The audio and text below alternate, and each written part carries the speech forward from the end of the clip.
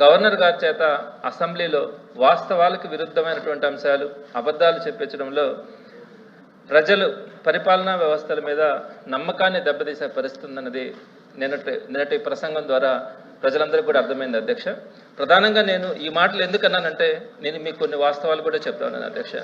ప్రధానంగా నిన్న ఇచ్చినటువంటి ఆ బుక్లో కానీ గవర్నర్ గారి ప్రసంగంలో 66 లక్షల మంది మొట్టమొదటిగా తల్లికి వందనం గురించి అయితే 66 లక్షల మంది విద్యార్థుల తల్లుల ఖాతాల్లో సంవత్సరానికి 15,000 రూపాయలు జమ చేస్తున్నామని చెప్పించారు అధ్యక్ష. ఇక్కడ ఒక్క విషయాన్ని గుర్తుంచుకోవాలి అధ్యక్ష. ప్రతి సంవత్సరం 15,000 రూపాయలు తల్లుల ఖాతాల్లో జమ చేస్తా ఉన్నామని చెప్పారు. మొదటి ఏడాది ఒక్క విద్యార్థికైనా ఒక్క రూపాయి కూడా జమ చేసిన పరిస్థితిలా. అదేవిధంగా పోయిన సంవత్సరం కనుక తీసుకుంటే వాళ్ళు చెప్పినటువంటి స్టేట్మెంట్లో ప్రతి తల్లి ఖాతాలో 15,000 రూపాయలు జమ చేసినామని చెప్పినారు. కనీసం ఒక్క తల్లి ఖాతాలైనా కూడా విద్యార్థికి 15,000 రూపాయలు జమ చేసినటువంటి పరిస్థితి ఉందా? మీరు 15,000 రూపాయలని స్పష్టంగా అక్కడ మెన్షన్ చేసింది అబద్ధం చెప్పినట్టు కాదా అధ్యక్ష? ఏం చెప్పినారు ఎన్నికలకు ముందు? మేము వాళ్ళు మెయింటెనెన్స్ కింద 1,000-2,000 పట్టుకుంటున్నారు, మేము 15,000 రూపాయలు జమ చేస్తామని చెప్పి ఒక్క సంవత్సరం పూర్తిగా ఇవ్వకుండా ఒక్క సంవత్సరం వీరు ఇక్కడ రాసినట్టుగా 15,000 రూపాయలు ఇస్తున్నామని చెప్పింది మోసం కాదా, అబద్ధం కాదా అని చెప్పి అడుగుతా ఉన్నాను అధ్యక్ష.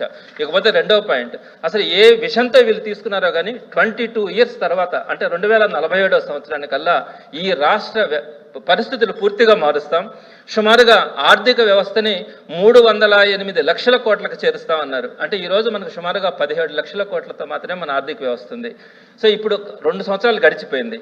వీళ్ళు 2047 సంవత్సరానికి 308 లక్షల కోట్లకు చేరుస్తామని, అలానే తలసరి ఆదాయాన్ని ఇప్పుడు స్వాతంత్రం వచ్చినప్పటి నుంచి ఇప్పటిదాకా కూడా 2.9 లక్షల తలసరి ఆదాయం ఉంటే ఏకంగా 55 లక్షలకు పెంచుతామన్నారు. పోయినసారి చెప్పినటువంటి గవర్నర్ గారి ప్రసంగంలో 58 లక్షలకు పెంచుతామన్నారు. ఒక 3 లక్షలు తగ్గించి ఇప్పుడు మళ్ళీ 55 లక్షలు మా టార్గెట్ అని చెప్పినారు అధ్యక్ష.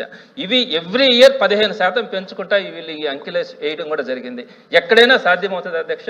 ఎవ్రీ ఇయర్ 15% పెంచుకుంటా జీడిపి కానీ తలసరి ఆదాయం కానీ 2047 సంవత్సరానికి 308 లక్షల కోట్ల రాష్ట్ర ఆర్థిక సంపదను కానీ అలానే తలసరి ఆదాయాన్ని 55 లక్షలకు తీసుకెళ్తామని కానీ ఇవన్నీ అబద్ధాలు కాదా అధ్యక్ష? మన మనసుకు మనకు తెలియట్లేదా?